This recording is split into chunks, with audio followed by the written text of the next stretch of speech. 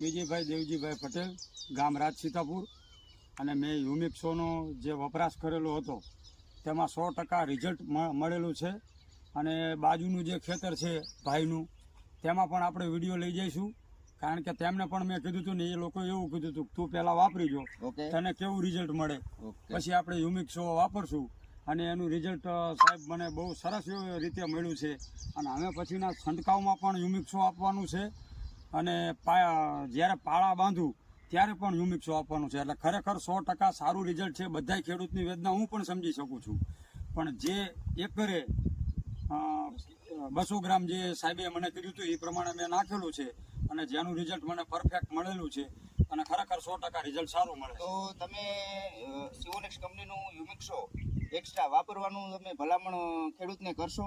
હા, 100% બધા જ ખેડૂતોને હું ભલામણ કરીશ, કારણ કે ખેડૂતની મેં અત્યારે જે વાત કરીને બધાની વેદના સમજી શકું છું.